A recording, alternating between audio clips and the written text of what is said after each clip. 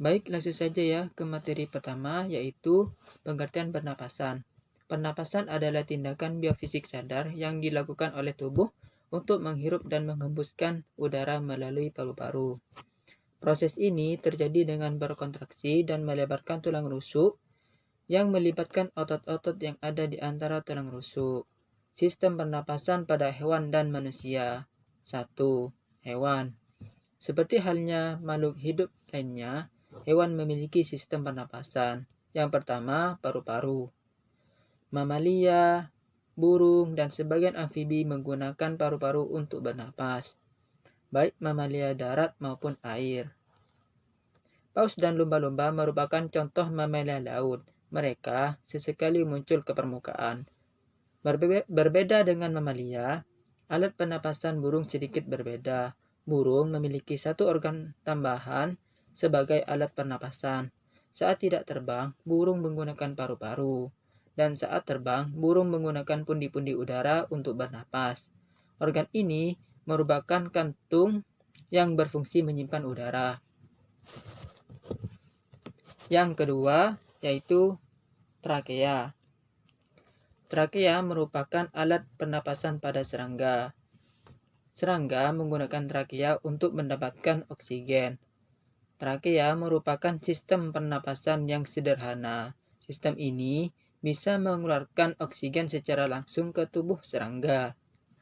Yang ketiga yaitu insang. Insang merupakan alat pernapasan ikan. Insang pada ikan berfungsi menyaring oksigen yang ada di air. Insang ini memiliki banyak pembuluh darah. Pembuluh darah ini berfungsi mengambil oksigen yang ada di air. Yang terakhir yaitu kulit. Kulit merupakan alat pernapasan cacing dan beberapa hewan lainnya. Hewan amfibi seperti salamander mengandalkan kulit untuk mengambil oksigen. Pertukaran oksigen terjadi berlangsung di bawah kulit hewan. Karenanya permukaan kulit cacing dan amfibi selalu basah. Sistem pernafasan pada manusia. Sistem pernafasan pada manusia dibagi menjadi dua, yaitu sistem pernafasan bagian atas.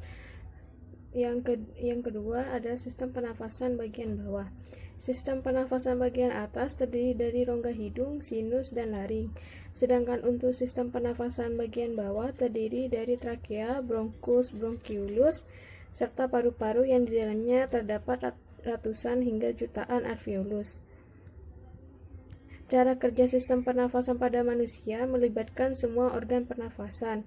Organ ini bekerja sama untuk membantu tubuh dalam pertukaran gas antara paru-paru, alveolus, dan pembuluh darah yang kemudian akan disalurkan ke seluruh bagian tubuh atau dihembuskan ke udara.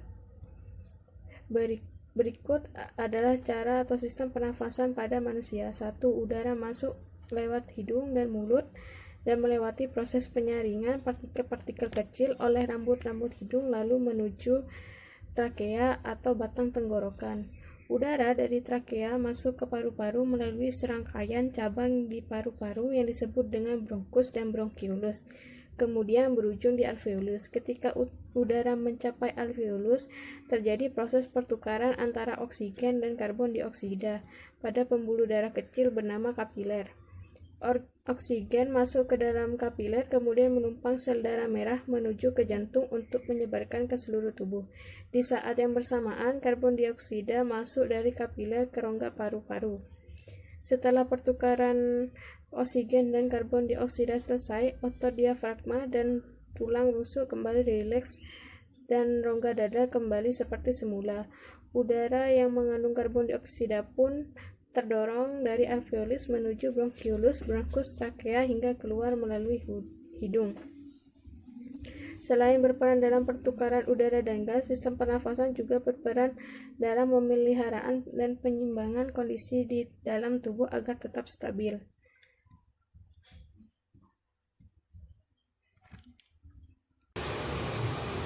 Di sini saya akan menjelaskan tentang gangguan-gangguan yang dapat terjadi pada sistem pernapasan manusia. Yang pertama yaitu influenza atau yang biasa kita kenal sebagai penyakit flu.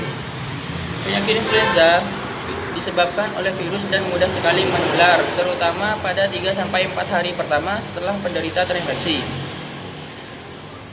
Penderita flu dapat menularkan penyakitnya sebelum gejala muncul. Penularan bisa melalui kontak langsung ke cairan atau melalui cairan yang keluar dari penderita saat batuk atau bersin. Saat flu, hidung dipenuhi lendir sehingga mengganggu pernapasan. Gejala flu antara lain demam, pilek, hidung tersumbat, dan sakit kepala. Meskipun sama dengan gejala batuk pilek biasa, gejala flu terasa lebih parah dan seringkali menyerang tiba-tiba. Yang kedua yaitu asma. Asma adalah jenis penyakit jangka panjang atau kronis pada saluran pernafasan yang ditandai dengan peradangan dan penyempitan saluran nafas yang menimbulkan sesak atau sulit bernafas.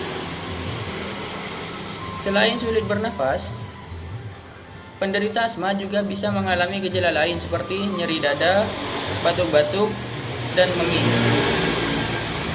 Asma bisa diderita oleh semua golongan usia, baik muda ataupun tua.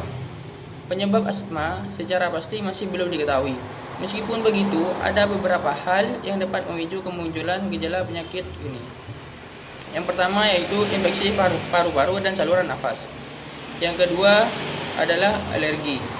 Yang ketiga, paparan zat di udara, misalnya asap kimia, asap rokok, dan polusi udara. Yang keempat yaitu faktor kondisi cuaca, seperti perubahan cuaca dingin ke cuaca panas. Yang kelima, pekerjaan tertentu seperti tukang kayu, tukang las, atau pekerja pabrik tekstil. Yang keenam, emosi yang berlebihan. Saluran pernafasan orang yang memiliki asma lebih sensitif dan mudah mengalami inflamasi dibandingkan dengan orang-orang normal ketika teriritasi oleh pemicu-pemicu yang telah disebutkan di atas. Dengan menyempitnya bagian-bagian dari saluran pernafasan, maka udara akan lebih sulit mengalir dan penderita menjadi makin sulit bernafas. Yang ketiga yaitu bronkitis. Bronkitis adalah peradangan yang terjadi pada saluran utama pernapasan atau bronkus. Bronkus berfungsi sebagai saluran yang membawa udara dari dan menuju paru-paru. Seseorang yang menderita bronkitis biasanya ditandai dengan munculnya gejala batuk yang berlangsung selama 1 minggu atau lebih. Secara umum, bronkitis terbagi menjadi 2 tipe, yakni bronkitis akut dan bronkitis kronis. Bronkitis akut biasanya dialami oleh anak berusia di bawah 5 tahun. Bronkitis tipe akut biasanya pulih dengan sendirinya dalam waktu 1 minggu hingga 10 hari. Yang kedua, bronkitis kronis. Bronkitis tipe ini biasanya dialami oleh orang dewasa, yaitu berusia 40 tahun ke atas. Bronkitis kronis dapat berlangsung hingga 2 bulan. Bronkitis yang memburuk dan tidak mendapatkan penanganan yang tepat berpotensi menimbulkan komplikasi berupa pneumonia. Pneumonia adalah peradangan pada satu atau kedua kantung paru-paru. Seseorang yang sudah mencapai tahap ini akan merasakan gejala berupa nyeri dada ketika batuk bahkan bernafas, badan terasa lelah, linglung, atau terjadi penurunan kesadaran, mual dan muntah, serta diare. Yang keempat yaitu kanker paru-paru. Kanker paru-paru merupakan salah satu jenis kanker yang paling berbahaya dengan angka kematian yang tinggi. Terjadinya kanker paru-paru pada seseorang berkaitan erat dengan merokok baik aktif maupun perokok pasif. Riwayat kanker paru-paru di keluarga, riwayat paparan zat kimia dan gas beracun seperti asbestos dan radon, atau menghirup udara berpolusi dalam jangka panjang. Namun sayangnya, kanker paru-paru sering tidak menimbulkan gejala pada tahap awal. Gejala baru muncul ketika tumor sudah cukup besar atau kanker telah menyebar ke jaringan dan organ sekitar. Sejumlah gejala yang dapat dirasakan penderita kanker paru-paru adalah batuk kronis, batuk darah, penurunan berat badan drastis, nyeri dada dan tulang, serta sesak nafas. Sekian penjelasan dari saya mengenai gangguan-gangguan yang dialami oleh sistem pernafasan pada manusia.